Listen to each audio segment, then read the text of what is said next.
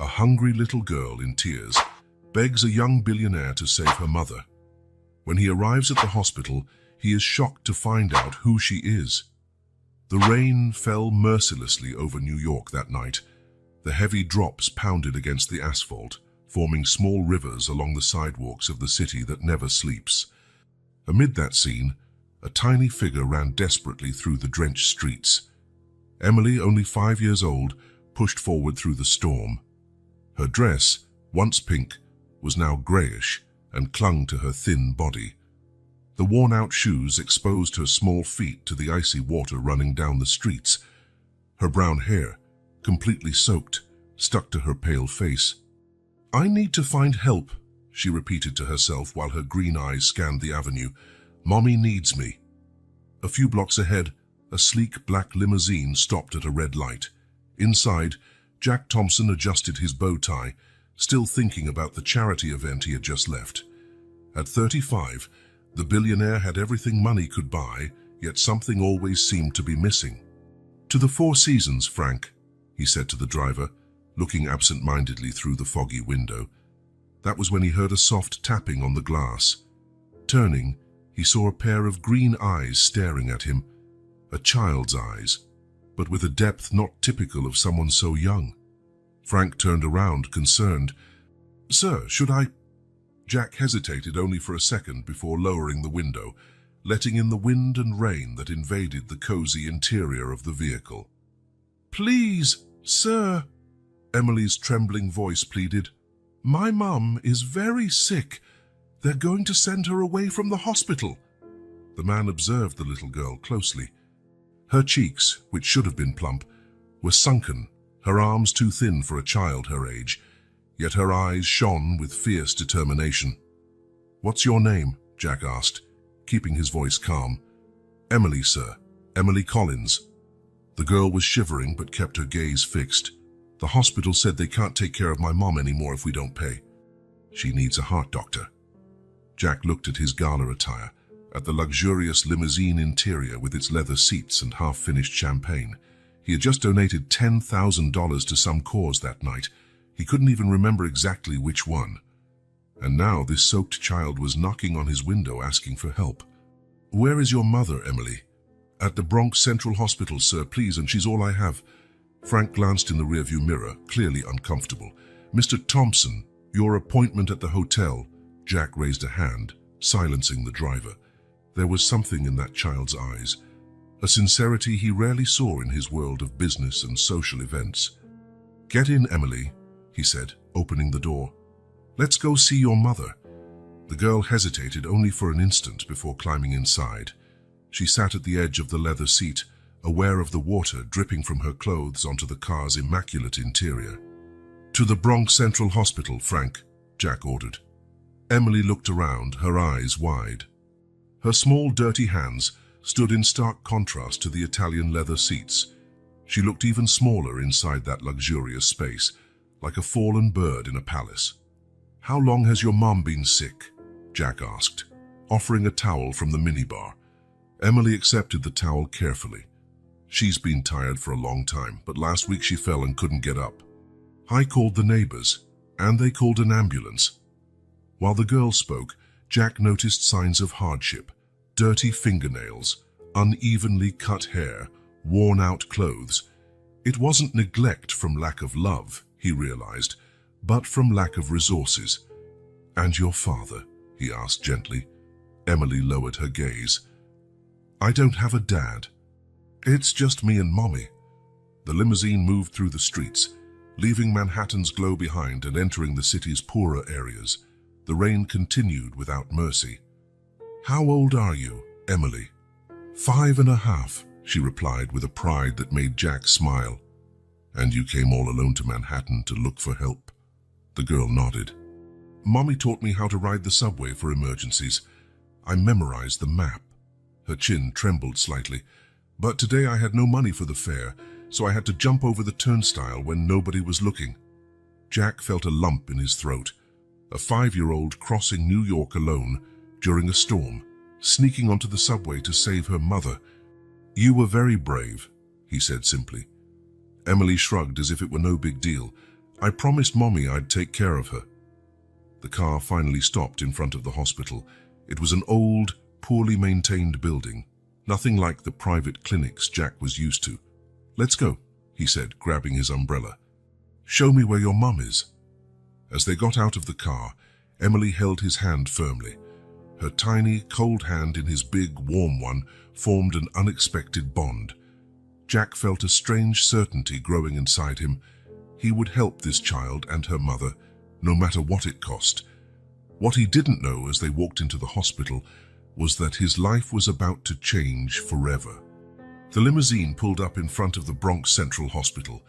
Rain was still pouring, forming puddles in the cracked sidewalk. Jack looked out the window and frowned. The old concrete building, with dirty windows and a poorly lit entrance, looked more like a horror movie set than a place for medical care. "This is it, sir," said Emily, already opening the door. "Hurry, please." Frank, the driver, gave Jack a worried look. "Mr. Thompson, are you sure this place doesn't look safe?" "Wait here," Jack ordered. "I'm not sure how long I'll be." Jack stepped out, trying to shield Emily with his umbrella. Together they crossed the hospital entrance, where the automatic doors squeaked as they opened only partially. The strong smell of disinfectant mixed with mold hit Jack immediately. The lobby was crowded, people coughing in broken plastic chairs, a child crying in her mother's arms, a man with a bandaged head dozing against the wall. Flickering fluorescent lights made the place even more depressing. "This way," Emily tugged at Jack's coat sleeve, guiding him away from the crowded reception area. "Shouldn't we check in?" Jack asked, confused at how easily they were passing through. "I come here every day," Emily explained. "They already know me. Plus, security is always busy dealing with emergency arrivals at the back entrance." Jack followed the small girl, impressed with her knowledge of the place. Emily led him down a side hallway, avoiding the main area. The corridor was partially dark, with some burned-out bulbs. Empty gurneys and old equipment were piled to the sides. "The elevator's been broken since Tuesday," Emily said as they passed one with an out-of-service sign taped to the doors. "We have to use the stairs." In the stairwell, the smell of urine was strong, and Jack saw suspicious stains on the steps. The walls were covered in graffiti and peeling at various spots. Emily climbed quickly, clearly used to this route. "How do you know this place so well?" Jack asked, trying to keep up. "My mum stayed here twice before," Emily answered without looking back. "Sometimes I came with her when she needed tests." Upon reaching the third floor, Emily stopped and pointed to a sign that read, "Cardiology, rooms 300-315. Mum's in 307. She shares it with 3 other people." The floor wasn't much better than the staircase. At the nurse's station, a single nurse looked overwhelmed, answering phones and organizing medication. Several patients walked the corridor in faded gowns, dragging IV poles. "Miss Ramirez," Emily called to the nurse, who looked up, exhausted. "Emily, dear," the nurse answered in a soft Spanish accent. "Visiting hours are over." "I know, but I brought someone to help Mom," Emily said, pointing to Jack. The nurse looked at Jack with surprise, noticing his obviously expensive, rain-soaked tuxedo. "I'd like to speak with the doctor in charge of Sarah Collins," Jack said, adopting his usual commanding tone. "Dr. Martinez is on duty, but it's an emergency," Jack interrupted, pulling a business card from his wallet. "Jack Thompson. Tell him it's about covering Ms. Collins's treatment costs." The nurse's eyes widened upon recognizing the name. In her world, billionaires didn't usually show up drenched in public hospitals in the Bronx. "One moment, Mr. Thompson." As the nurse made the call, Emily was already tugging Jack down the hallway. "Let's see Mom first. Her room is this way." Jack hesitated. "Shouldn't we wait for the doctor?" "Mom will be happy to see I found help," Emily insisted. "She's so worried." Room 307 had 4 beds separated only by thin curtains. The air was stuffy, and an old TV on the wall broadcast a talk show with the volume turned down low. Of the 4 beds, 3 were occupied.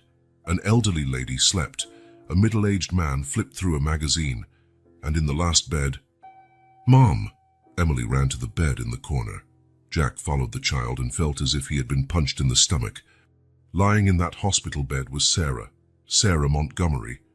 Her face, once so full of life, now looked pale and drawn. Her red hair had lost its shine.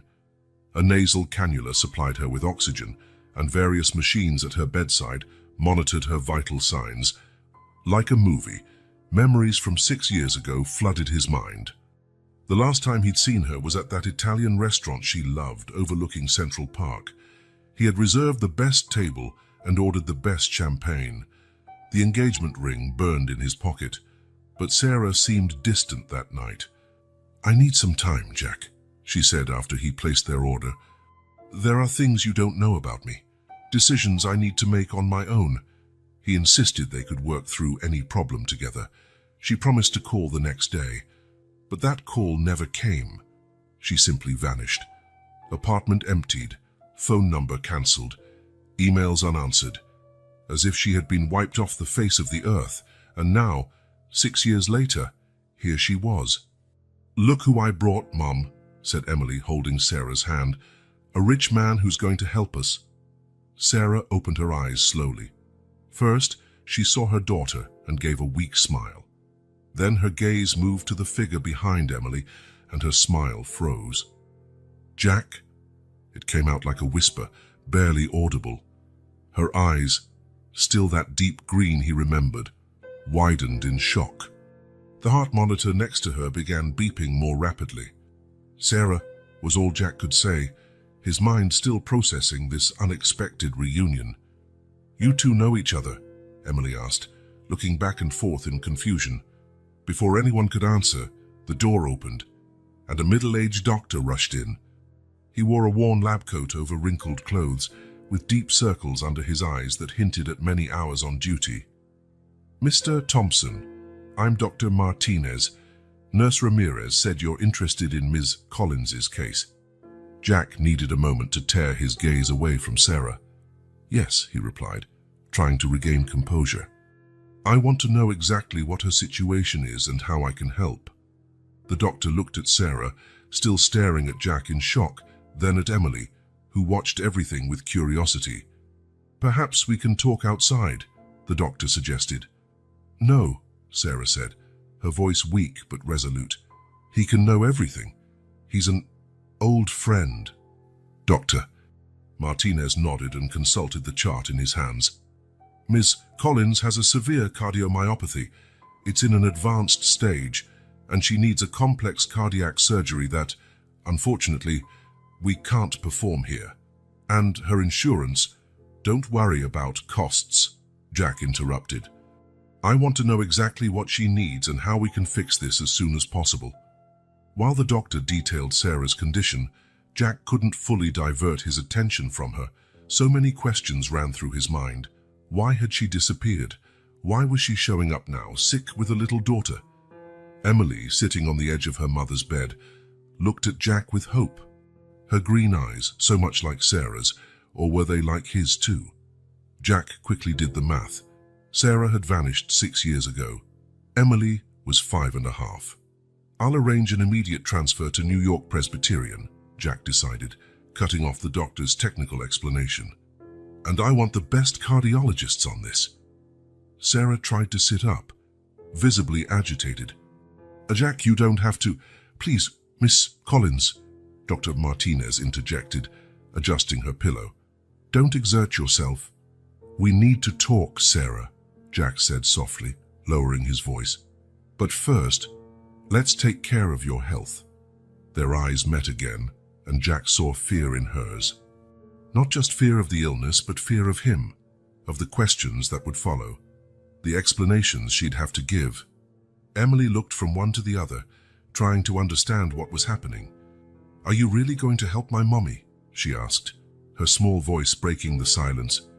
Jack looked at the little girl, who might well be, almost certainly was, his daughter, and felt something break inside him.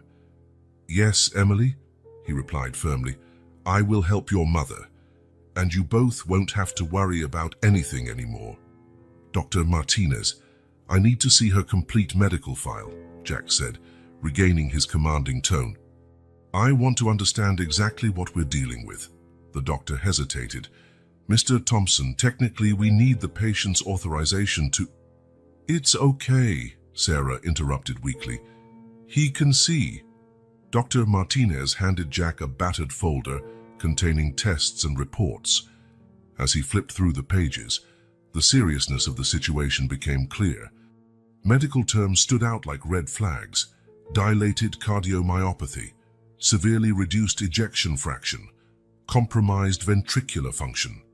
From what I gather, she needs a transplant, Jack concluded, looking up from the documents.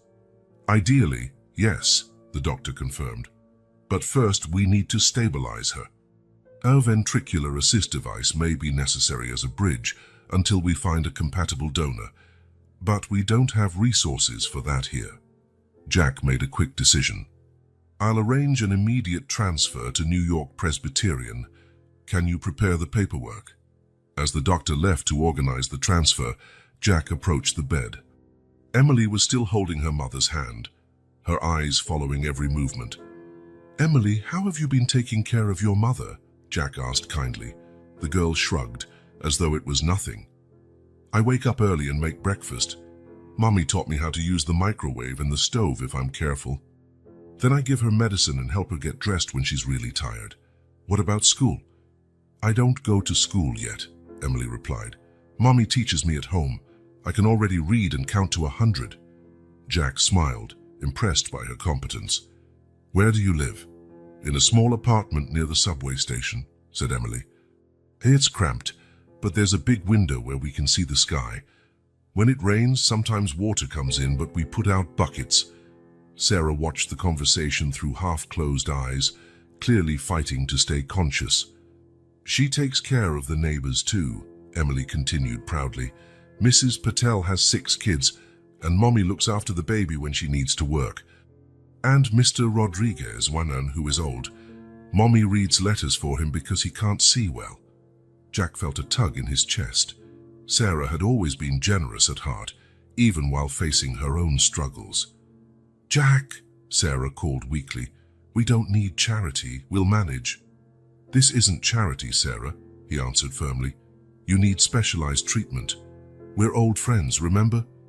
Let me help. Dr. Martinez returned with forms. The ambulance will be here in 15 minutes. I've already spoken to New York Presbyterian, and they're preparing everything for her arrival. Jack signed the transfer papers and stepped into the hallway to make some calls. His personal assistant picked up on the first ring. Robert, I need you to mobilize Dr. Chen's team immediately.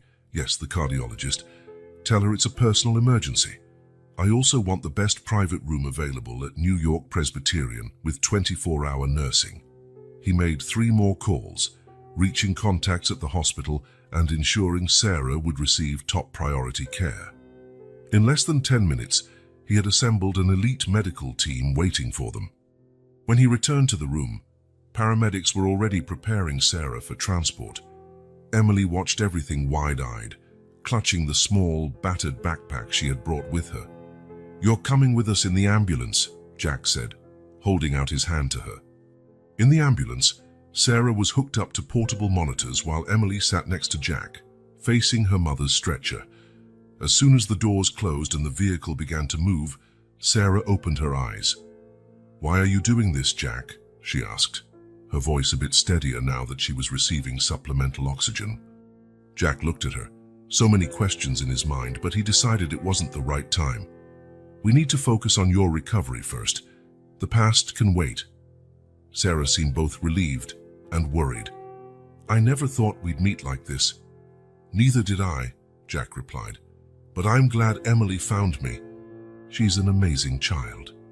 She's everything to me, Sarah whispered, looking lovingly at her daughter, who was distracted by the view from the ambulance window. Look, it's the Empire State Building, Emily exclaimed, pointing out the window, her face lit up with excitement. Jack leaned over to see. Yes, it is. Have you ever been up there? Emily shook her head. Never. Mommy said we'd go someday when we had money. Well, once your mom gets better, we can visit, Jack suggested, moved by the child's enthusiasm. Really? Emily's eyes sparkled. "Do you promise?" "I promise," Jack said, noticing the worried look Sarah gave them. Emily continued pointing out buildings and asking questions about each one. Jack realized her knowledge of the city's landmarks came only from books. While he answered her questions, he made another quick call. "Karen, I need you to prepare some things. A 5-year-old girl will be staying at the hospital with her mother. Bring appropriate clothing, child size, and some toys, books, and yes, leave them in the room. And real food, not that hospital stuff. Thank you." As he spoke, he watched the interaction between mother and daughter. Sarah, even half-conscious, reached out for Emily, who held her hand firmly. There was a deep bond between them, forged by hardships he could hardly imagine.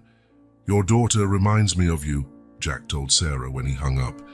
A look of alarm passed over Sarah's face, but Jack continued calmly. "She has your determination. Crossing the city alone in a storm. It's something you would have done." Sarah relaxed a bit. "She's braver than I ever was." "And you care for others, even when you can barely care for yourself. Some things never change, do they?" Jack said with a hint of a sad smile. The look they exchanged carried a weight of unspoken history, but Jack didn't push. There would be time for questions later. The ambulance turned a corner, and the imposing New York Presbyterian building appeared, illuminated against the nighttime sky. It was a stark contrast to the rundown hospital in the Bronx. "Wow!" Emily exclaimed. "Is that a hospital?" "It looks like a castle." "It's one of the best hospitals in the world," Jack explained. "Your mum will get the best care here." "How much will it cost?" Emily suddenly worried. "Mommy always says we can't spend money on anything that isn't absolutely necessary." "Don't worry about that," Jack reassured her. "Think of it as a gift from an old friend of your mum's." As the ambulance pulled into the hospital's emergency bay, Jack could see a medical team already waiting, led by Dr. Chen, the top cardiologist on the East Coast. His resolve grew stronger. He would do whatever it took to save Sarah, because it was the right thing to do, because she had once meant so much to him, and because Emily deserved to have her mother healthy by her side. The ambulance stopped at the New York Presbyterian Hospital's emergency entrance. Unlike the Bronx Hospital, everything here ran with military precision. A team was already waiting at the entrance, led by a middle-aged Asian woman with a firm posture and sharp gaze. "Mr. Thompson," she greeted him, as paramedics transferred Sarah to a hospital gurney. "I'm Dr. Amanda Chen." "Thank you for coming so quickly, Doctor," Jack said, helping Emily out of the ambulance. "Who's the little one?" Dr. Chen asked with a kind smile. "Emily," Jack replied, "the patient's daughter." The doctor crouched to Emily's level. "Hello, Emily. I'm going to take care of your mum, okay? She's in good hands." Emily just nodded, clinging to Jack's hand while watching her mother being wheeled inside. Inside the hospital, the contrast to the previous place couldn't have been greater. Wide, well-lit hallways, state-of-the-art equipment, a large, attentive staff. Sarah was taken directly for testing, while Jack filled out the necessary paperwork, with Emily seated quietly by his side. "We'll need to run some tests right away," Dr. Chen explained when she returned. "Based on the transferred records, her situation is severe. We need to accurately assess the extent of the cardiac damage." "Do whatever is necessary," Jack responded. "Money is no object," the doctor nodded. "I'll also place her on the priority list for a transplant. With your influence, Mr. Thompson, we can speed up the process, but we'll still rely on finding a compatible donor." The following hours were a flurry of tests and procedures: echocardiogram, catheterization, CT scans, cardiac MRI, each one confirming what they already knew. Sarah's heart was failing rapidly. Jack arranged for a luxurious private room where Emily could stay with her mother. By the time Sarah was finally transferred there, it was past midnight. The little girl, exhausted by the day's events, fell asleep almost immediately in a chair next to the bed. Jack watched Emily sleep. With her face relaxed in slumber, the similarities became more obvious. She had the same shape of nose as his, the same determined chin he saw in the mirror every morning. How had he not realized it immediately? Sitting there in the silence of the hospital room, his mind drifted back to their college days. He had been in his final year of business administration at Columbia when he met Sarah at the campus cafe. She was studying literature, always carrying more books than she could hold, and had the most genuine smile he had ever seen. Jack smiled at the memory. Sarah was different from all the girls from wealthy families his mother had tried to introduce him to. Sarah had strong opinions, ambitious dreams, and a worldview that fascinated him. She wanted to be a teacher, open a school for underprivileged kids, truly make a difference. They dated for almost 3 years. Those were the best years of his life, though his family never approved.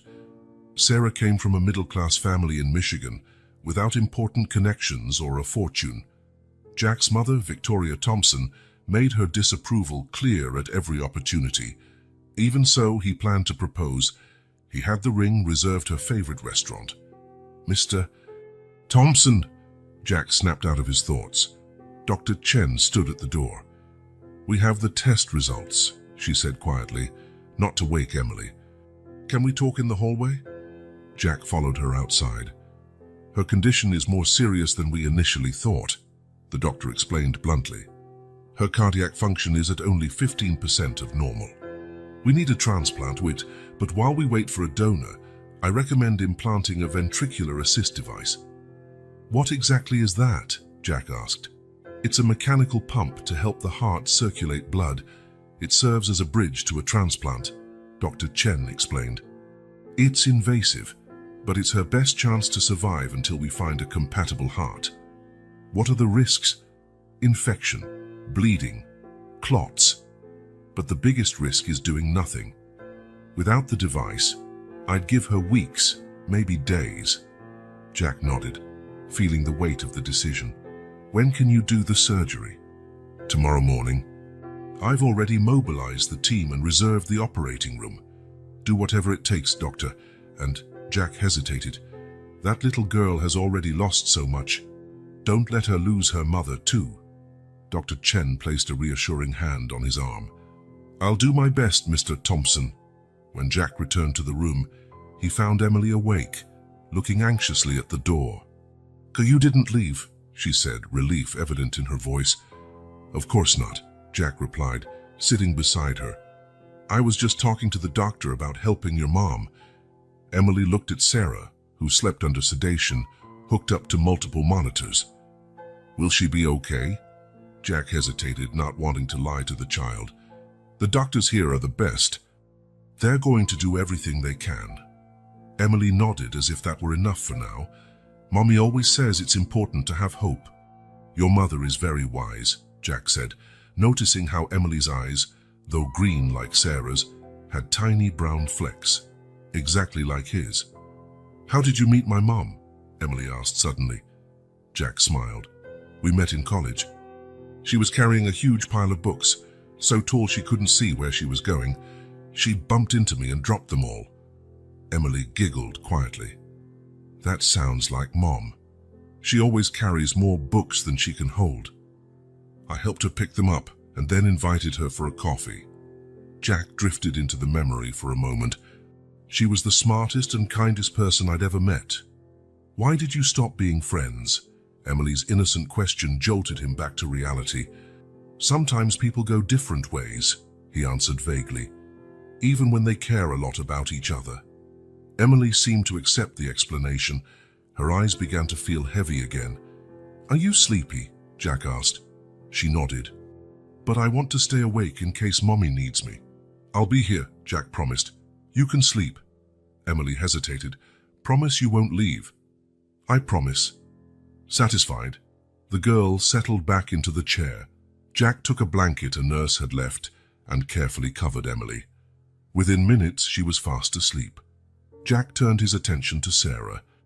Even pale and frail, connected to tubes and monitors, he could still see the young woman he had once loved. What could have happened for her to vanish like that? Why hide Emily's existence? At dawn, Dr. Chen returned to explain the procedure's details. Jack listened carefully, asking questions about the surgery, recovery, and prognosis. "It's our best option," the doctor concluded.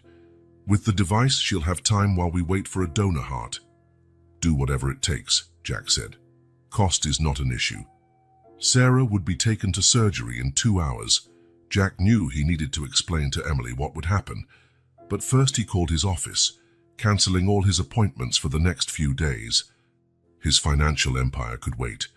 Now his priority was the woman he had once loved, and the little girl who was, he was almost certain, his daughter. The hours leading up to Sarah's surgery were tense. Jack stayed in the room, working remotely on his laptop while watching Emily, who refused to leave her mother's side. The girl adjusted Sarah's pillow, helped nurses offer water, and told stories to her mother even when she seemed unresponsive. Sarah drifted between moments of consciousness and long periods of unconsciousness, the effect of medication and her worsening condition. Whenever she awoke, her eyes immediately searched for Emily, as if afraid her daughter might disappear. During one of those brief moments, Jack took Emily to the hospital cafeteria to make sure she ate something. The girl was reluctant, but Jack convinced her, saying they could bring something for Sarah as well. "Your mom will need strength for the surgery," he explained. In the cafeteria, while Emily nibbled on a sandwich, Jack took the opportunity to learn more about her life. "What is your day-to-day life like?" he asked casually. Emily shrugged. "Normal, I guess. Mommy works a lot. She has 3 different jobs." "3?" Jack couldn't hide his surprise. "She cleans offices really early in the morning, before I wake up. Then she works at the public library in the afternoon. And 3 nights a week, she waits tables at a restaurant." Emily spoke as if it were the most natural thing in the world. "And you stay by yourself when she works?" "Sometimes, but usually Mrs. Patel looks after me, or I go to the library with Mommy. They have lots of books there." Her eyes lit up. "Mommy teaches me to read the harder ones."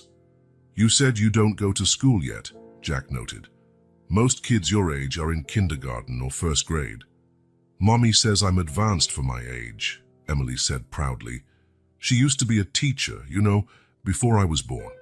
She teaches me math, history, and science.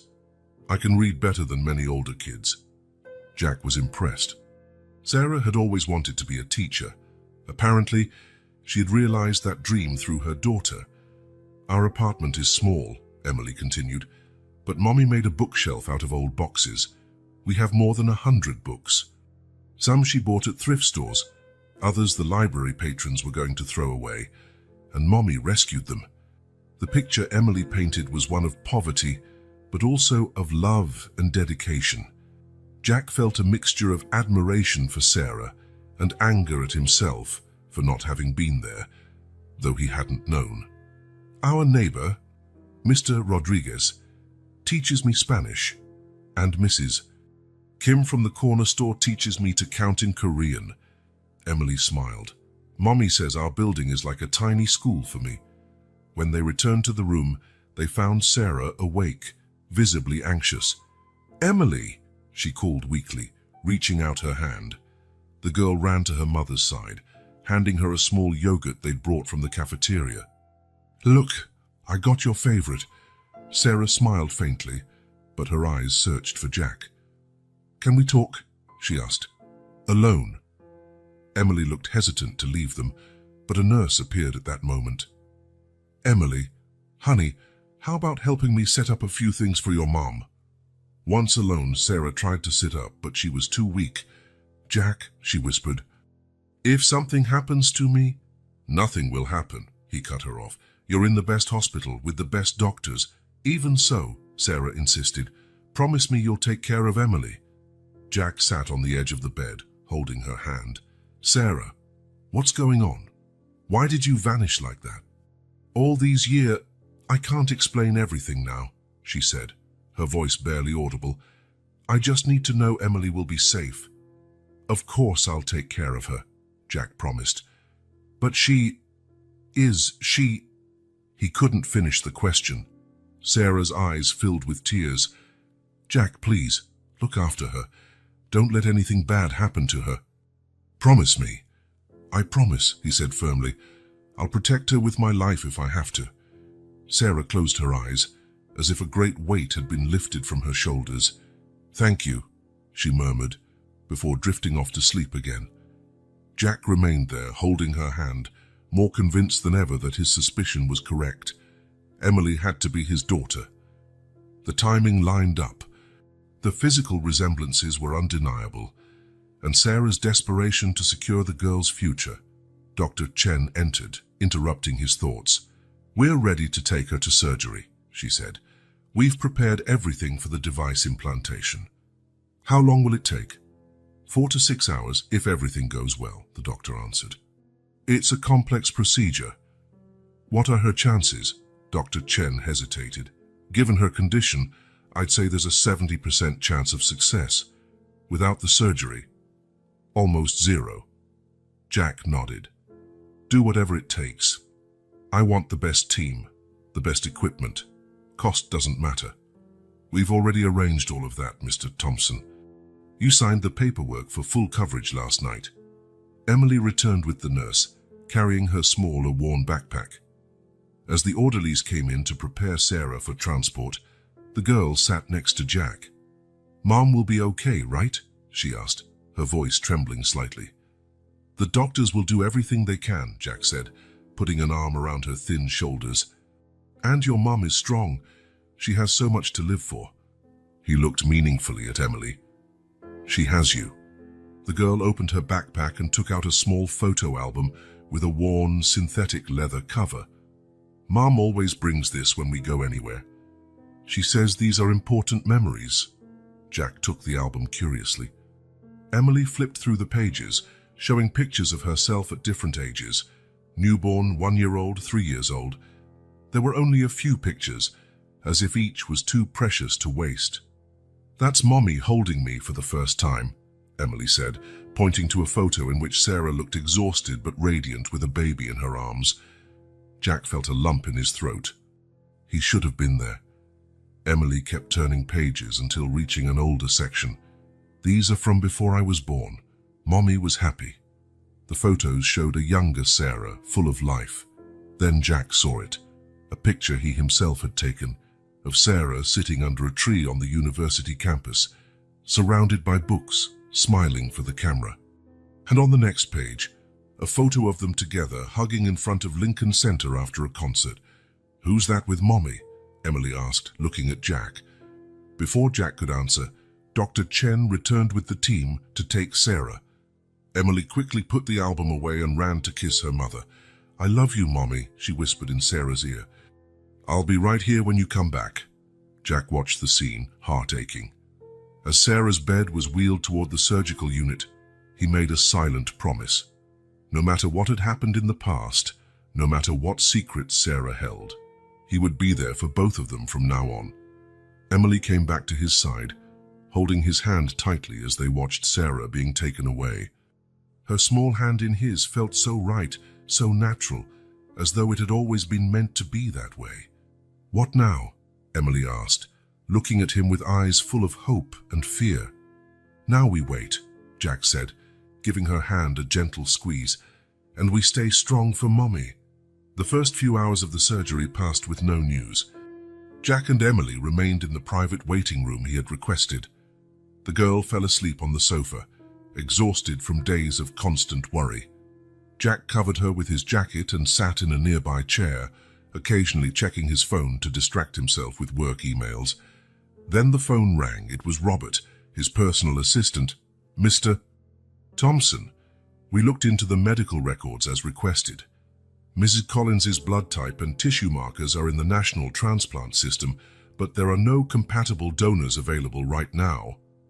Jack closed his eyes, trying to keep frustration at bay. Keep looking. Contact private hospitals. Expand the search to Canada if necessary. When he hung up, he noticed Emily awake, watching him intently. Is Mommy okay? She asked, sitting up.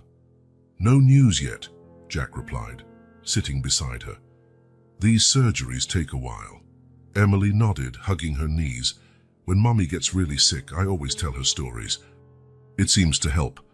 What kind of stories? Happy ones, Emily smiled shyly. Like the day I was born. Mommy always says it was the happiest day of her life. Jack felt his chest tighten. She told you about that day? Lots of times. Emily settled in, as if preparing to tell a very important story. It was a winter night, December 15th. It was snowing a lot. Mommy said I was in a hurry to see the world because I arrived 3 weeks early. Jack did a quick mental calculation. If Emily was born on December 15th, that meant Sarah was already pregnant when she disappeared in April that year, exactly 9 months after their last time together in March. Mommy was alone, Emily continued, but she said a really nice nurse named Rosa held her hand the whole time. I was born at 3:27 in the morning, and Mommy says I cried so loud I woke all the babies in the nursery. Jack smiled, imagining the scene, feeling a deep ache for having missed it. So your birthday is coming up, he noted. Emily nodded. I'll be 6. Mommy promised we'd make a small cake just for us. She always saves up to buy me a present, even when money is tight. Just then, the waiting room door burst open. It was Dr. Chen, still in her surgical outfit, looking grave. Mr. Thompson, we're facing complications. Mrs. Collins's condition deteriorated drastically during the procedure. Her heart is reacting badly to the device implantation. Jack jumped to his feet. What does that mean? It means we need to adjust our approach. We're making modifications to the procedure, but it's critical. I need your authorization for more aggressive measures. Jack looked at Emily, who appeared small and frightened on the big sofa, then at the doctor. Do whatever it takes to save her. Dr. Chen nodded and hurried out, leaving them once again with uncertainty. Is she going to die? Emily's voice was so low Jack barely heard it. He knelt down in front of her, holding her little hands. No, Emily. Your mom is strong and the doctors here are the best. They're doing everything they can. But if she dies, what will happen to me? The girl's green eyes were full of fear. Will I go to an orphanage? No, Jack replied firmly. That's never going to happen. I promise you. Emily lowered her head, trying to be brave, but Jack could see her small shoulders trembling. He sat beside her and, hesitating only a moment, placed his arm around her. To his surprise, Emily leaned against him, accepting the comfort. Jack's phone rang again. It was his contact at the organ bank. Mr. Thompson, we found a potential donor match in Boston. It's preliminary, but the blood type and initial markers match. Jack felt a flicker of hope. How long until we confirm? A few hours for full typing. If compatibles, we can have the organ transported by private jet in under 2 hours. Make it happen, Jack ordered. Use my personal jet if you need to. Meanwhile, in the operating room, the medical team worked frantically to stabilize Sarah. Monitors beeped, orders were shouted, and Dr. Chen tried to maintain focus amid the chaos. Her blood pressure is dropping. We're losing her. Another unit of blood. Quick! Defibrillator ready. In the waiting room, Jack tried to distract Emily, but his mind was split between the little girl in front of him and the woman fighting for her life in the OR. When I'm scared, Mommy used to sing to me, Emily said suddenly. She has a beautiful voice. I remember, Jack said, smiling sadly. She sang in the university choir. She had the clearest voice I've ever heard. Emily looked surprised. You've heard Mommy sing? Many times. Jack drifted in memory for a moment. She sang when we studied, when we walked around campus, and when... He stopped, realizing he was revealing more than he intended. So you two were really good friends, Emily concluded. Jack nodded. Yes, we were. 2 more hours passed, each minute feeling like an eternity. Jack got another call. The heart in Boston was indeed compatible and was already being prepared for transport. When the door opened again, Dr. Chen stepped in, looking exhausted. Her face was tense, eyes serious. Jack stood up, bracing for the worst. We managed to stabilize her, the doctor said, and Jack felt his knees weaken with relief. The device is working for now. But it was close, very close. Is she going to be okay? Emily asked, running to Jack's side. Dr. Chen knelt to the child's level. Your mum is very strong, Emily. She fought hard today, but we're not out of danger yet. The next 48 hours are critical. Can I see her? Emily asked.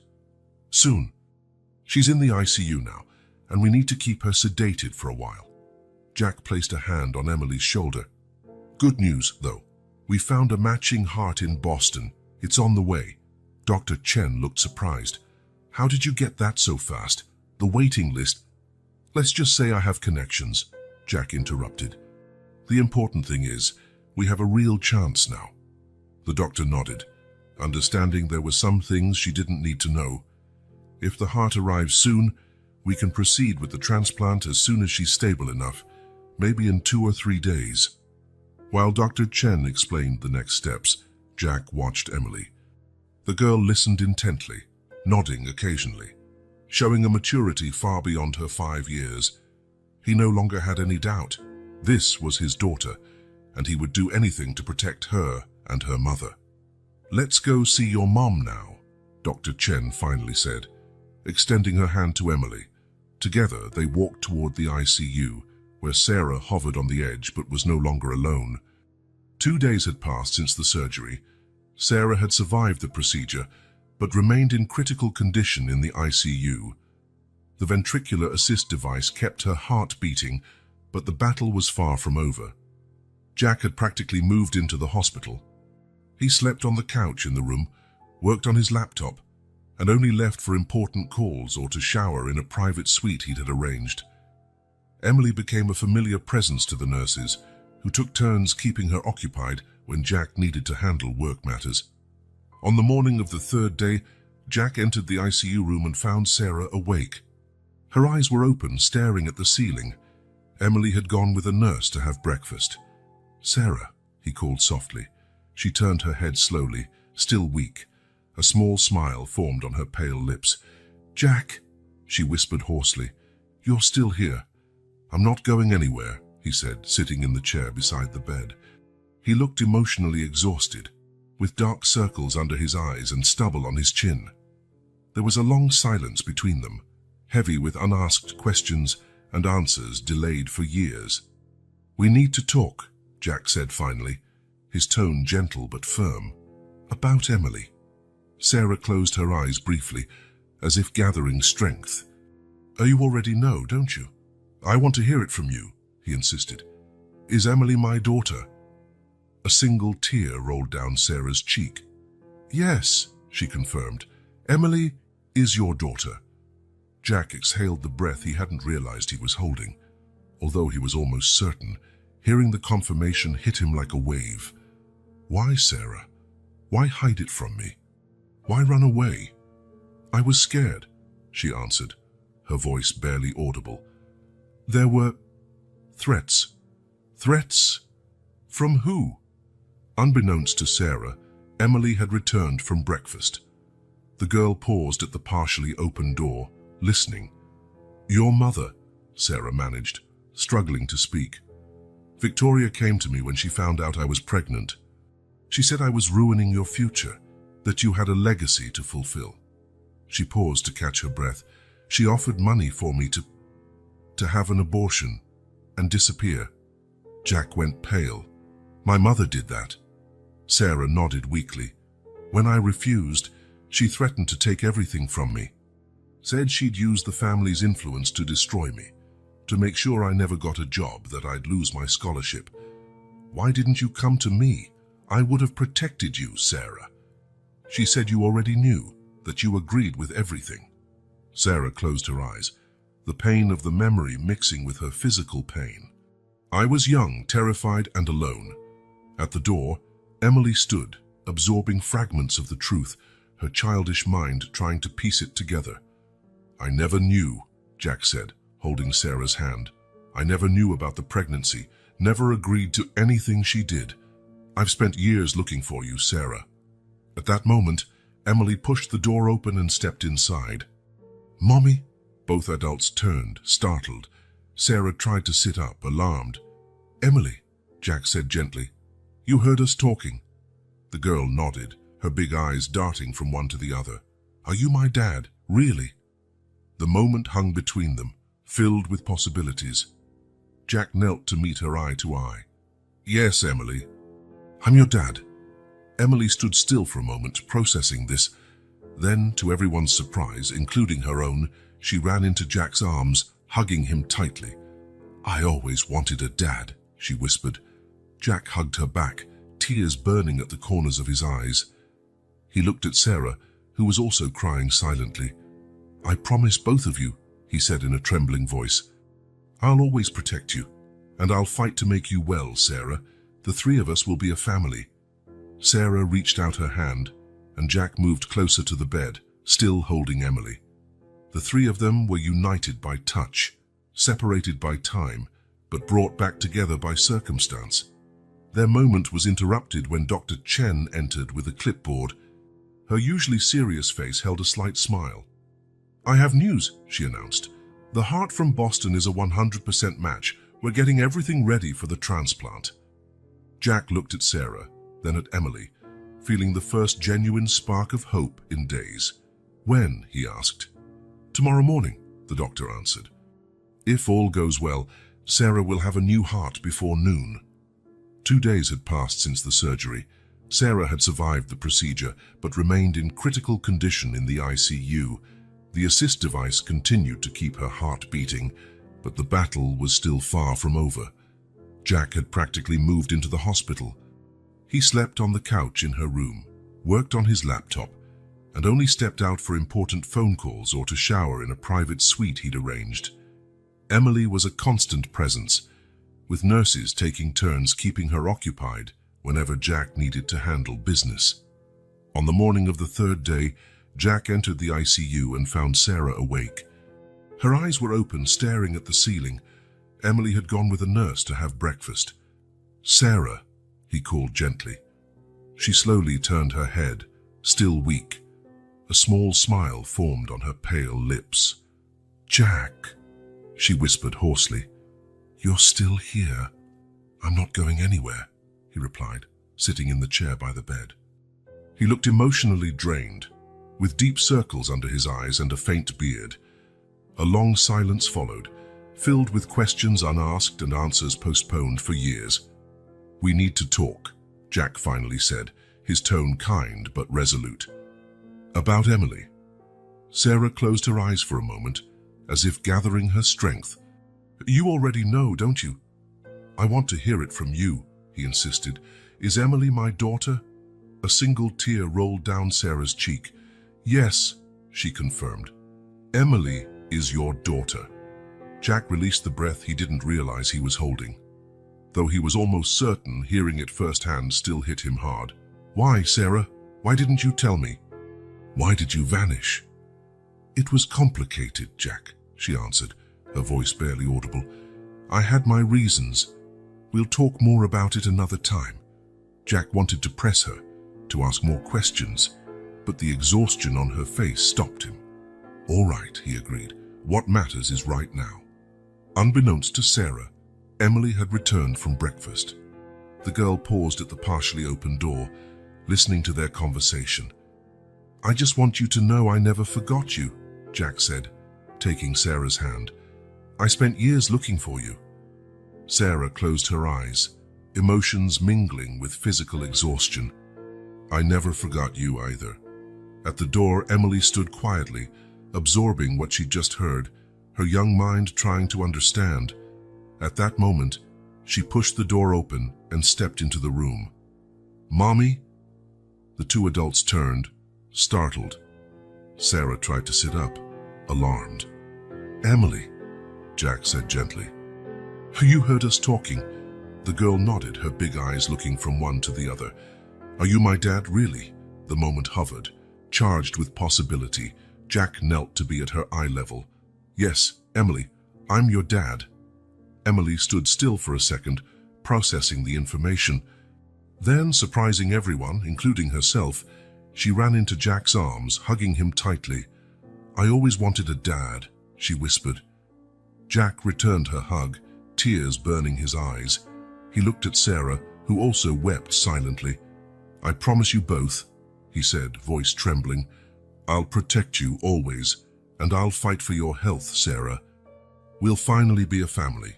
Sarah reached out her hand, and Jack approached, still holding Emily. The three were brought together by that touch, a family separated by time, but reunited by fate. "There's a lot we need to discuss," Sarah said softly, "but now isn't the time." Jack nodded. The present and future mattered more than the past at this moment. Emily looked at her mother with concern. "You're going to get better, right, Mommy?" "I'll do my best, sweetheart," Sarah answered, running her fingers through her daughter's hair. The moment was interrupted when Dr. Chen entered with a clipboard. Her usually serious face held a slight smile. "I have news," she announced.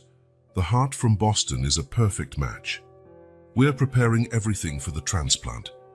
Jack looked from Sarah to Emily, feeling the first real spark of hope in days. "When?" he asked. "Tomorrow morning," the doctor replied. "If all goes well, Sarah will have a new heart before noon." Emily's eyes went wide. "A new heart, like a present?" "Yes, sweetheart," Jack said, holding her little hand. "The best present your mum could get." Dr. Chen smiled at the newly reunited family. "I'll leave you alone now. Sarah, try to get as much rest as you can. Tomorrow is a big day." After the doctor left, the three stayed together, bound by the comfortable silence only a family can share, despite the unanswered questions still looming and the years lost. In that moment, there was only the relief of being together and the hope of a new beginning. The hospital buzzed with activity as preparations for the transplant got underway.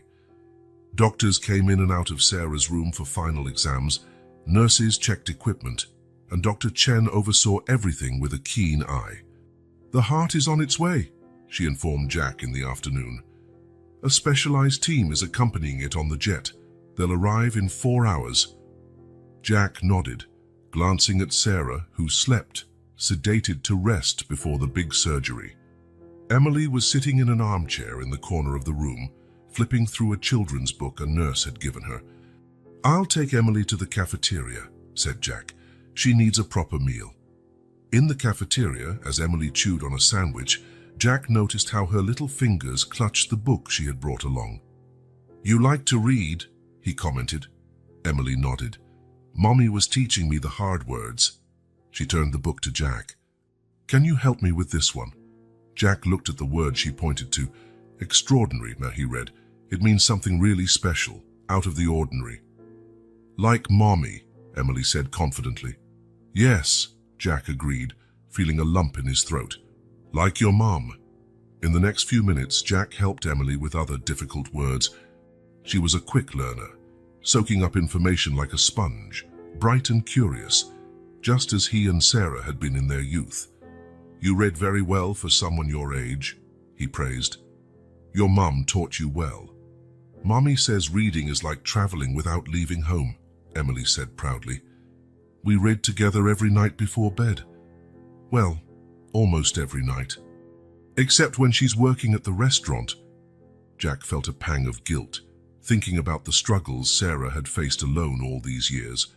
"What's your dream, Emily?" he asked, wanting to know more about his daughter. The girl thought for a moment. "I want to be a doctor," she finally answered, "like Dr. Chen, so I can help people like Mommy." Jack smiled. "That's a wonderful dream. But sometimes I'm scared," Emily admitted, lowering her voice. "Of what?" "Of being alone. If Mommy—" She didn't finish, but she didn't have to. Jack took her little hands. "That won't happen. And even if she needs more time to recover, you will never be alone, I promise." Jack's phone rang, interrupting the moment. It was Robert and his assistant. "Mr. Thompson, the board is demanding your presence at an emergency meeting. They're threatening to vote on the Westridge acquisition without you." Jack frowned. The Westridge Technologies acquisition was a multi-billion-dollar project he had been planning for months. Under normal circumstances, he would attend without hesitation. "Tell them I can't be there.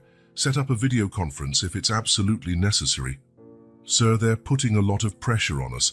Mr. Donovan suggested your personal drama is compromising the company's future." Jack felt anger flare. My personal drama is my family, Robert. The company will survive without me for a few days. He hung up to see Emily watching him with curious eyes. Trouble at work? She asked. Nothing important, he assured her. Just people who don't understand what really matters in life. Back in the room, they found Sarah awake again. Dr. Chen was at her side, going over final procedure details. There's been a small complication, the doctor explained when Jack entered. Boston's airport is having issues due to bad weather. The jet carrying the heart had to divert to a secondary airport. Will that cause a big delay? Jack asked, concerned. We're reorganizing the logistics, Dr. Chen replied, but time is critical. A heart can only survive 4 to 6 hours outside the body to be transplanted successfully. The news brought another wave of tension to the room. Sarah looked at Emily, who was perched at the foot of the bed, and then at Jack. Can I talk to you alone? She asked. Jack signaled to a nurse, who gently took Emily to see the hospital's playroom. Jack, Sarah began once they were alone. If something goes wrong, it's going to be fine, he interjected. We need to be realistic, she insisted. Promise you'll take care of Emily. Don't let her end up in the foster system or with some distant relative of mine. She's your daughter. I promise, Jack said solemnly, but you're going to pull through this. We're going to get a second chance. Sarah looked out the window, lost in memories. There were so many things Jack didn't know, so many lost moments. She recalled the night she discovered she was pregnant, the fear she felt, the tough decision to leave without a word. In the afternoon, Dr. Chen returned with more updates. The heart has arrived at the hospital, she announced. We're ready for the surgery. We'll be taking her to the operating room in an hour. Tension filled the room. Emily had returned and clung to her mother's hand, while Jack finalized details with the medical team. When the time came to wheel Sarah away, Emily hugged her mother tightly. I love you, Mommy, she whispered. When you come back, we'll really be a family. Sarah looked at Jack over her daughter's head, her eyes full of hope, fear, and an unspoken plea. Take care of our girl, she said, as orderlies prepared the gurney. No matter what happens. I promise, Jack said, holding her hand one last time. And you'll come back to us. As they watched Sarah being taken to the operating room, Jack felt Emily tremble beside him. He knelt down and looked into his daughter's eyes. Your mom is the strongest person I've ever known, he said. If anyone can get through this, it's her. Emily nodded, trying to be brave. Can we wait together? Of course, Jack replied, holding her hand.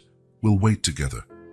As they walked toward the waiting area, Jack knew the next hours would be the longest of his life. The race against time had begun, and all he could do was wait, hoping and pray that he wouldn't lose Sarah again, now that he had finally found her.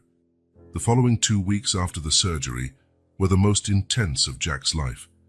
Sarah had survived the transplant, but her recovery would be slow and delicate. Dr. Chen explained it would take months for her to fully regain her strength. Her body is accepting the new heart, the doctor reported during a routine visit, but rejection is still a risk. We need close monitoring. Jack completely reorganized his life. He set up a small office in Sarah's hospital room to work while she slept. He hired private tutors so Emily could start formal education. He bought an apartment near the hospital so the girl would have a comfortable place to sleep and play. Emily adapted surprisingly well to the new reality. Every morning, she woke up eager to visit her mom. In the afternoon, she enjoyed her lessons with the tutors, and at night, Jack took her home, where he read her stories until she fell asleep. I like when you use different voices for each character, Emily commented one night, snuggled under the blankets. Jack smiled, resting the book on his lap. My dad did that when I was little. It was my favorite part of the day. Mommy does voices too, but yours are funnier, Emily said, yawning. Jack felt a rush of gratitude for these small moments he was finally getting to experience. At the hospital, Sarah steadily regained her strength. Color returned to her cheeks, and she could sit up in bed for longer periods each day. Emily was her greatest motivation for recovery. "She's so happy," Sarah remarked one afternoon, watching Emily immersed in an educational game on the tablet Jack had bought. "I've never seen her like this before." Jack took a seat in the chair by the bed. "She's amazing, smart, curious, determined, just like you. And like you," Sarah added with a soft smile. "She has your focus when she's solving problems, and she definitely inherited your stubbornness." "My stubbornness?" Jack pretended to be offended. "Look who's talking." They both laughed, sharing a moment of lightness that seemed impossible just a few weeks prior. "Jack," Sarah said, turning serious, "when I'm discharged, we need to talk about everything. You deserve the whole story." 3 days later, Sarah was cleared to spend a few hours out of the hospital. Dr. Chen made it clear it was only a brief outing, with the condition that she return to sleep there. Jack took Sarah and Emily to the new apartment. After lunch, he hired a nanny to take Emily to the park, giving him and Sarah the privacy they needed. Once they were alone, Sarah sat on the couch, taking a deep breath. "I don't know where to start," she admitted. "From the beginning," Jack suggested, sitting beside her. "What happened after that night at the restaurant?" Sarah looked out the window, arranging her thoughts. "A week after that night, I found out I was pregnant. I was in shock. We'd been careful, but—" "Why didn't you tell me?" Jack asked without accusation, just wanting to understand. "I was going to," Sarah said. "I was just trying to process everything first. Then—" she hesitated. "Then I was approached by people claiming to act in your best interest. People connected to your family." Jack felt his stomach drop. "Who?" "At first it was just hints. Then a lawyer approached me on campus. She said your family had big plans for you, that I would be in the way." Sarah inhaled shakily. "When they found out about the pregnancy, the pressure increased." "My mother?" Jack closed his eyes, picturing the scenario. "Yes," Sarah confirmed. "Victoria eventually confronted me directly. She wasn't kind." "What did she say?" Jack's voice trembled with contained anger. "That I was ruining your future, that you had responsibilities to the company, to the family, that an unplanned child with a scholarship student who had no connections would compromise everything." Jack clenched his fists. "And you believed I agreed with that?" "Not at first," Sarah replied. "But Victoria was very convincing. She had documents in snippets of conversations taken out of context. She made it seem like you were just using me, temporarily." "I loved you, Sarah," Jack said, voice tight with emotion. "I was going to propose that night." "I know that now." Tears spilled onto Sarah's cheeks. "But then, I was young, afraid, pregnant, and facing one of the most powerful families in New York. They said they could destroy my career, do whatever it took to take the baby away once it was born." "So you ran," Sarah nodded.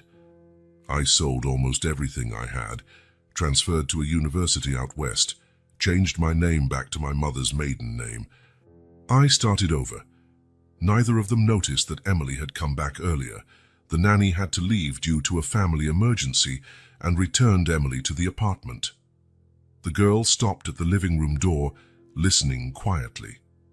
"It was so hard, Jack," Sarah went on. "I had to give up my dream of becoming a university professor. I worked wherever I could, took night classes. When Emily was born, things got even more complicated, but every sacrifice was worth it for her."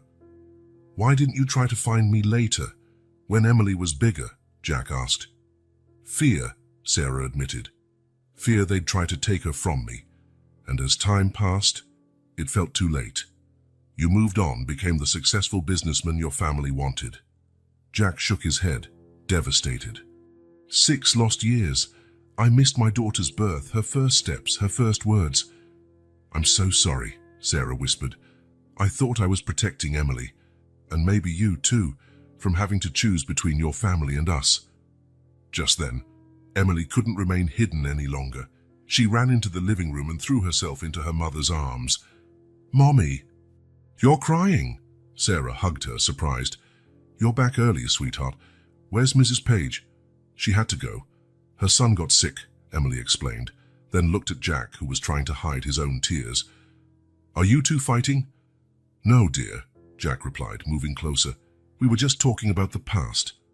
"About when I was a baby?" Emily asked. Sarah glanced at Jack. "Yes, about when you were a baby, and how your father and I met a long time ago. And about how we're going to be a family now," Jack added, determination clear in his voice. "No one and nothing will separate us again." Sarah noticed the change in Jack's tone. She recognized that expression. He had the same look when he was prepared to face any challenge. "What are you going to do?" she asked quietly, while Emily was distracted by a toy. "First, make sure you and Emily are protected and safe," he replied. "Then I'm going to have a serious conversation with my mother." Sarah squeezed his hand. "Jack, I don't want to cause conflict in your family." "You and Emily are my family," he stated, "and you deserve the truth, respect, and a place in my life. It's time for certain people to understand that." Emily came over, taking a hand from each of them. "Can we be happy ever after, like in stories?" Jack and Sarah exchanged a look, a silent promise passing between them. "We'll work hard for that, sweetheart," Sarah said, hugging her daughter. Jack wrapped his arms around them both, feeling at once furious about the past and hopeful about the future. A fresh start was possible, and the truth, painful as it was, had cleared the way. The next morning, Jack arrived at the imposing Thompson Enterprises building in Midtown Manhattan. The glass and steel skyscraper, with its 50 floors, symbolized the empire his family had built over generations. As he rode the private elevator to the top floor, he rehearsed the conversation he was about to have. Victoria Thompson's secretary looked stunned to see him. Jack rarely showed up unannounced, especially after weeks of absence. "Mr. Thompson, your mother is on a teleconference, but I can cancel it," Jack interrupted, walking straight toward the massive oak door. "She'll talk to me now." Without waiting for a reply, Jack opened the door. Victoria sat behind her enormous desk, phone in hand. At 60, she remained elegant and formidable, her graying hair perfectly styled, her suit impeccable. Her eyes narrowed at her son's arrival. "I'll call you back," she said into the phone before hanging up. "Jack, what a surprise. Finally remembered you have responsibilities here." "We need to talk," he said, shutting the door behind him. Victoria gestured for him to sit, but he stayed standing. "I found Sarah," he announced, watching his mother's reaction closely. A fleeting flicker of surprise crossed Victoria's eyes, confirming everything. She quickly composed herself, smoothing a non-existent crease in her sleeve. "Sarah Montgomery, that girl from college. How unexpected. How is she?" "You know exactly how she's been," Jack answered, his voice dangerously calm, "or how she was, until recently. Struggling to survive and raising our daughter alone." Victoria froze. "Daughter? Don't pretend to be shocked, Mother. I know what you did." Jack stepped up to the desk. "I know you discovered the pregnancy. I know you pressured her, threatened her, made her run." Victoria rose slowly. "Jack, you don't understand." "I understand perfectly. You decided she wasn't good enough for me, that our child wasn't part of your perfect plan for the Thompson future. I was protecting you, protecting everything this family has worked for." Victoria's voice grew louder. "You were young, impulsive, about to take over the company. A rushed marriage to a girl with no connections, a baby you didn't plan." "A girl with no connections?" Jack let out a humorless laugh. "Sarah was brilliant, graduated with honors, on a full scholarship. And Emily, our daughter, is extraordinary. You stole 6 years of her life from me." Victoria moved around the desk, approaching her son. "What's done is done. Now we have to manage the situation.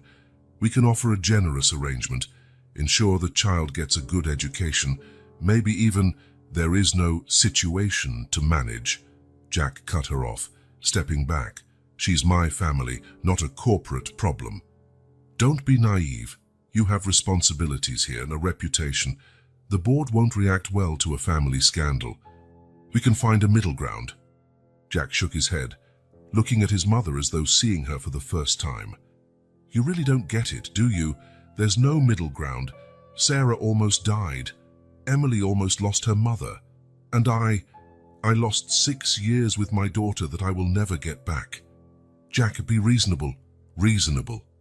Was it reasonable to lie to Sarah? Make her believe I didn't want her? Was it reasonable to rob a child of her father?" Jack took a deep breath, trying to keep his fury under control. "You know what I've learned these past few weeks, Mother? That there are things more important than this company, than the Thompson name, than all of this." He gestured to the luxurious office. "You won't throw it all away for a youthful mistake," Victoria declared, her voice turning icy. "Not after all I've done to secure your place here."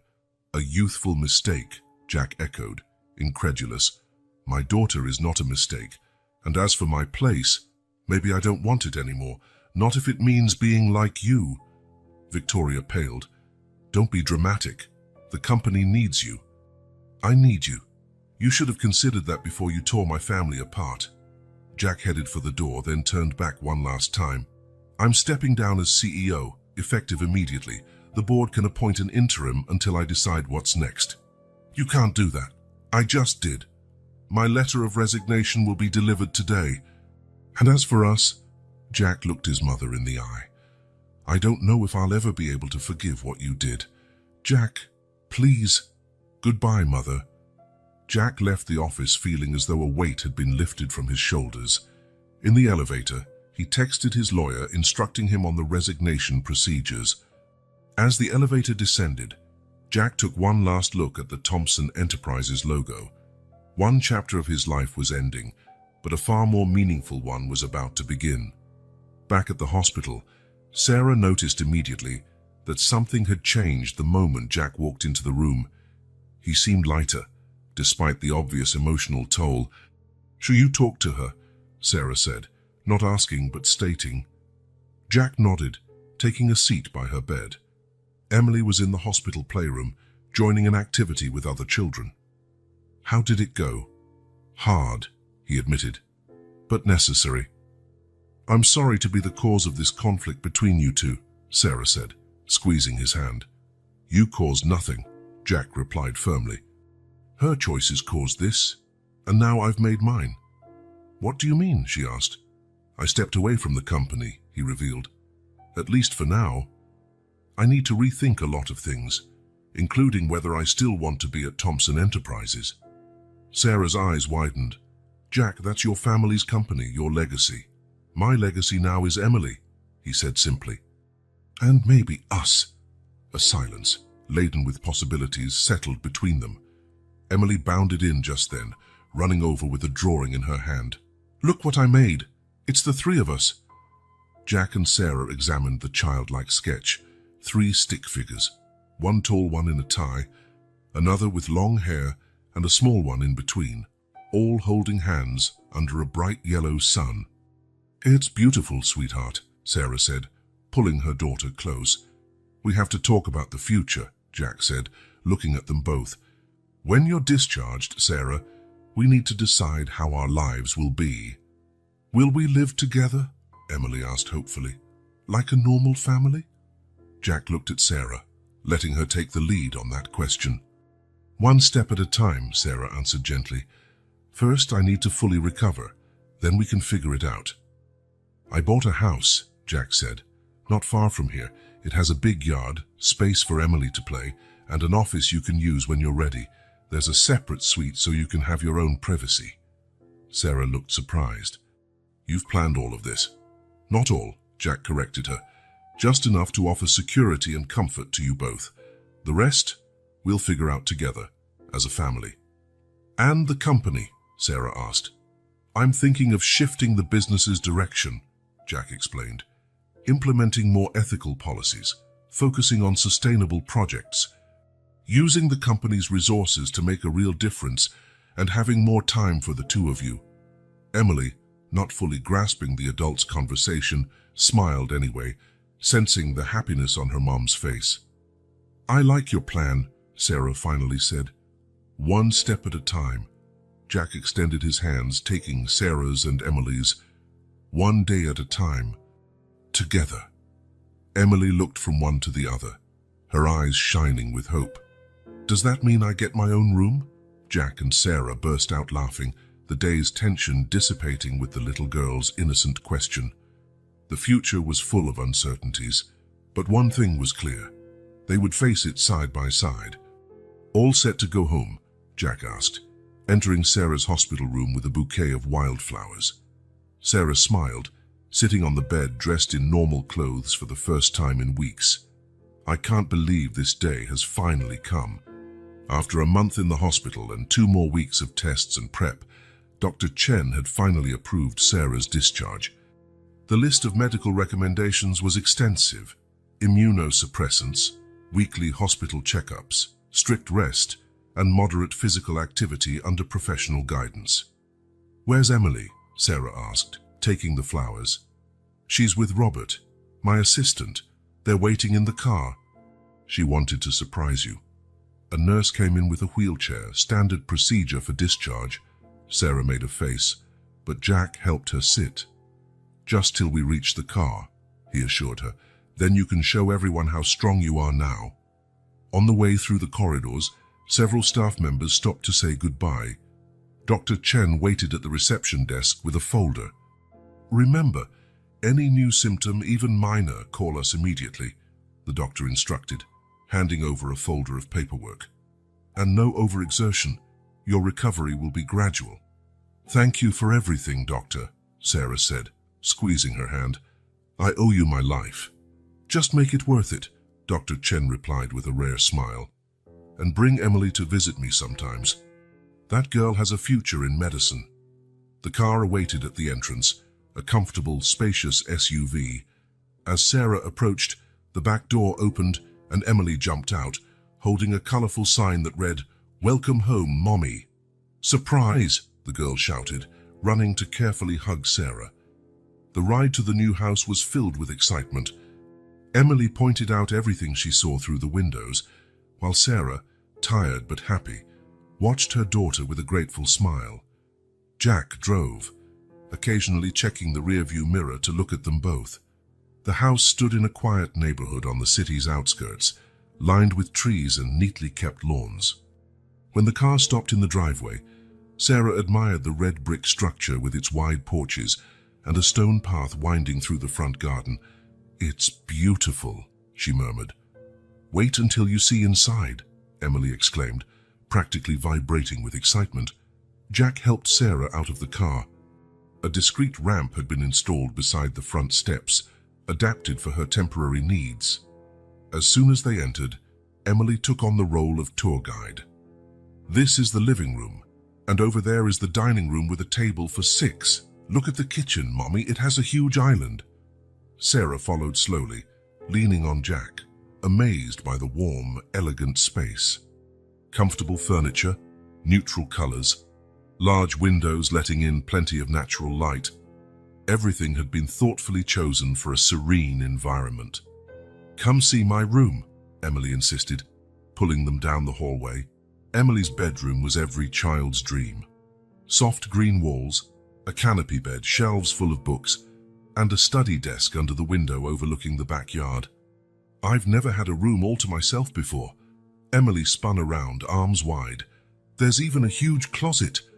Sarah felt tears in her eyes, seeing her daughter's joy. For years, they'd shared a pull-out couch in a tiny apartment. Now Emily had her own space, and it overwhelmed Sarah with gratitude. "And now your room," Jack said, guiding Sarah to the end of the corridor. The master suite was spacious and calm, featuring a king-size bed and French doors opening to a small balcony. A cozy sofa occupied one corner, next to a bookshelf. "The bathroom is adapted," Jack explained, showing her the grab bars and shower seat. "And here." He opened a side door. "A small office for when you want to work or have some quiet time." Sarah looked around, too emotional to speak. Jack watched her closely. "Is it too much?" he asked, concerned. "We can change anything." "It's perfect," she finally said. "I'm just trying to believe it's real." The first weeks in the new house brought constant adjustments. Jack hired a daytime nurse to help Sarah, plus a housekeeper to manage the place. Emily started with private tutors 3 times a week to prepare for enrolling in school next semester. Jack split his time between the office and home. At the company, he faced strong resistance to the changes he wanted to implement. The board, led by Victoria's allies, questioned every new ethical policy and every attempt to pivot the business towards sustainability. "I can't believe they're blocking the renewable energy project," he vented to Sarah one evening after Emily was in bed. "It's like they'd rather have easy profit than do the right thing." "Change takes time," Sarah said, working on her physical therapy exercises on the couch, especially when it involves deep-rooted values. Sarah was improving slowly. Each morning, she followed a strict schedule of light exercises. 3 times a week, a physical therapist came to the house for more intense sessions. Every small victory, climbing the stairs without resting, cooking a simple meal, walking around the yard, was celebrated. "Today, I read 3 books to Emily at bedtime," Sarah said proudly one evening. "Last month, I could barely finish one." Jack was also quickly learning the challenges of parenthood, from making breakfast while Emily searched for matching socks to helping with her math homework or comforting her after a bad dream. Each day brought new lessons. "How do women do it?" he asked Sarah after a particularly chaotic afternoon. When Emily spilled paint all over the kitchen during an art project, Sarah laughed. "One day at a time, and we don't always do it right." Gradually, they established a routine. Family breakfasts before Jack went to the office, Emily's tutoring sessions in the morning, creative projects in the afternoon, Sarah steadily increasing her activities, family dinners where they shared their day's adventures. On weekends, they explored the property. The backyard had a small creek and trees perfect for Emily to climb under careful supervision. Jack put up a swing and planned to build a treehouse once Sarah felt well enough to help. At night, after Emily was asleep, Jack and Sarah talked for hours, relearning each other, sharing lost years, and dreaming of the future. Their relationship, paused 6 years ago, blossomed anew, more mature, thoughtful, founded on respect and the love they shared for Emily. "I never thought we'd get a second chance," Sarah confessed one evening, watching the stars from the balcony. Jack took her hand, gently caressing it. "Me neither. But I promise not to waste it." Their new path wasn't without challenges or tough moments, but they were walking it together, finally as the family they were always meant to be.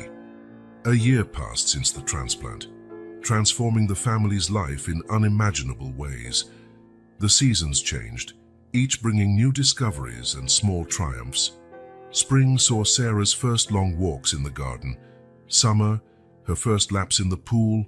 Fall, her gradual return to normal routines. And winter, the comforting feeling that the worst was behind them. Sarah, now fully recovered, discovered a new vocation within Thompson Enterprises. She started as a part-time consultant in the corporate social responsibility department, but her knack for management and unique perspective on real community needs quickly made her stand out. "Your proposal for the public school project was unanimously approved," Jack announced one morning, walking into the kitchen where Sarah was making breakfast. "Unanimously? Even old Donovan agreed?" Sarah asked in surprise, serving Emily some pancakes. "He said it's the most sensible idea he's heard in years," Jack replied, kissing her forehead. "I believe his exact words were, 'This woman knows more about purposeful efficiency than our entire strategy department.'" In just 6 months, Sarah was promoted to Director of Social Projects.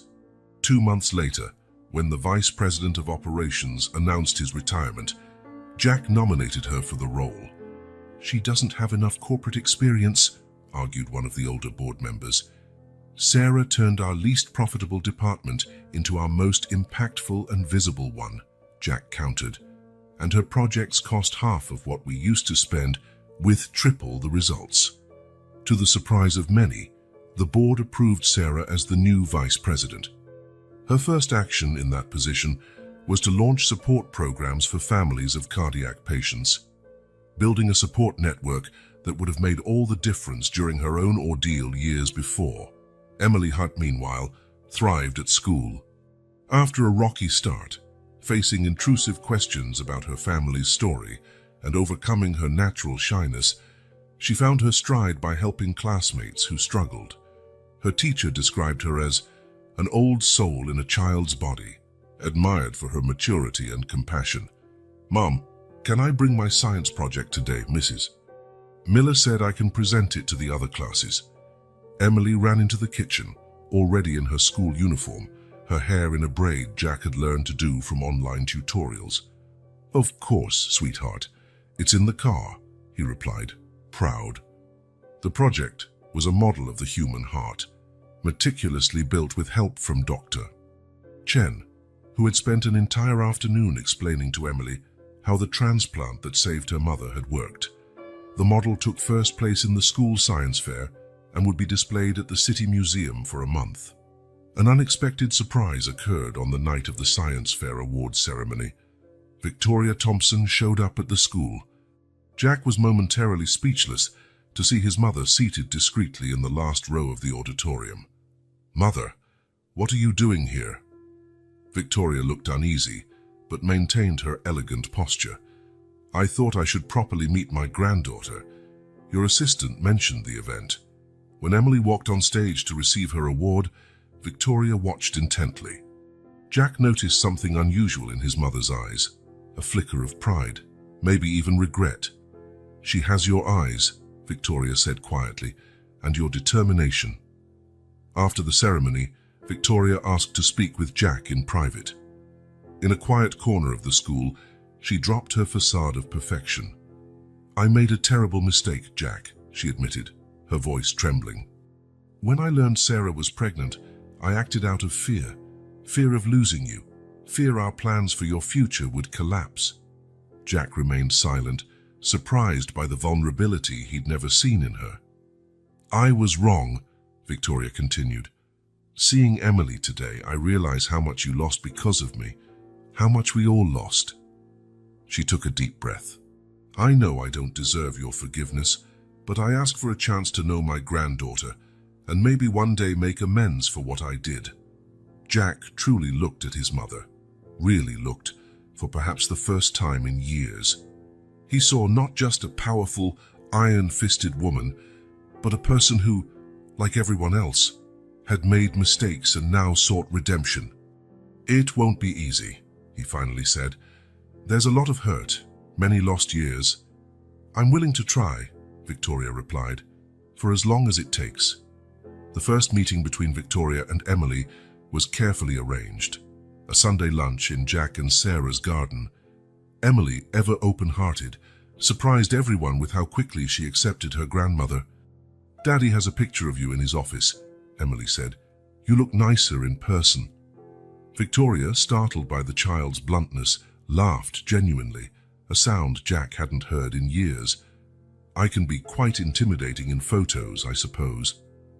Over the following weeks, Victoria made consistent efforts to reconnect with the family. She visited regularly, bringing meaningful gifts rather than expensive items. Science books for Emily, mementos from Jack's youth, and, surprisingly, a collection of rare Shakespeare works for Sarah. "It was my secret hobby in college," Sarah said upon receiving the gift. "How did you know?"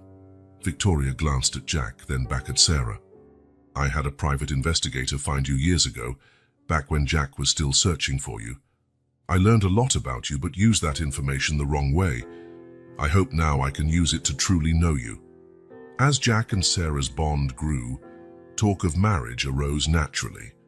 It was during a simple family dinner that Jack proposed, with Emily as an eager accomplice.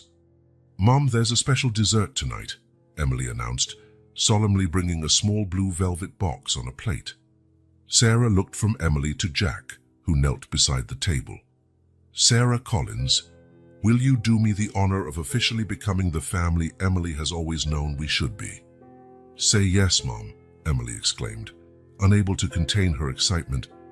Amid tears and laughter, Sarah accepted, and the three embraced, finally a complete family. Planning the wedding occupied the following months. Emily took charge as the head organizer, insisting on lilac flowers, like the ones on the college campus when her parents met. To everyone's surprise, Victoria offered her help without pushing her own preferences, simply supporting the family's choices. "It's your day," she told Jack and Sarah. "I just want to be part of it, if you'll let me." On the wedding day, Victoria arrived early, bringing a gift for Sarah, a delicate pearl bracelet that had belonged to her own mother. "In our family, we pass this to the bride on the eve of the wedding," she explained. "It's a tradition that goes back 4 generations. I'd like you to have it." Sarah hesitated only a moment before accepting the gift and the hug Victoria offered, the first between them. "Thank you for welcoming her into our family," Victoria whispered. The garden ceremony was simple and moving.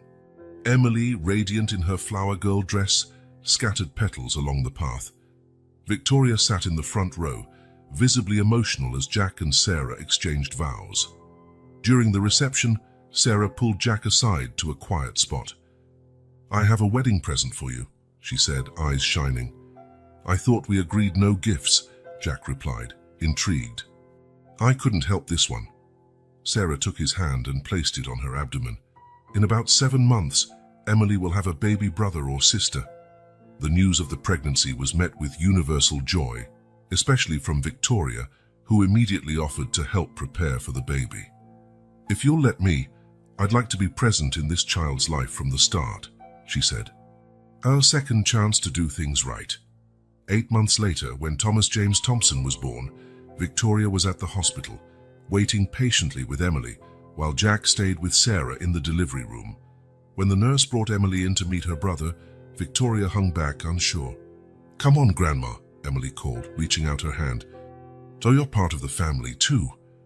Victoria took her granddaughter's hand, a tear rolling down her usually stoic face. "Thank you," she whispered, not only to Emily, but to the entire family that had found the strength to forgive.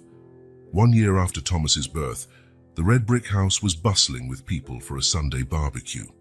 Sarah, now executive vice president of Thompson Enterprises, discussed new projects with colleagues while watching Jack play with Thomas on the lawn. Emily, almost 9 now, proudly showed her new set of medical books to Dr. Chen, who had become a regular visitor. Victoria arrived with dessert, smiling as she saw Emily run toward her. "Grandma, I have something to show you." The girl pulled Victoria over to see a family album she was putting together, where old photos of her parents in college now shared space with recent pictures of the whole family together. Observing, Sarah approached Jack and took his hand. "Did you ever imagine we'd get this far?" she asked. Jack smiled, looking at his mother and daughter laughing together. His little son taking his first steps on the grass, and the woman he had always loved, even when it seemed impossible. "I think Emily always knew," he said, "that in the end, love is stronger than all obstacles." And as the sun set over the gathered family, it seemed little Emily had been right all along. Second chances do exist. Forgiveness is possible, and love, when true, always finds its way back home.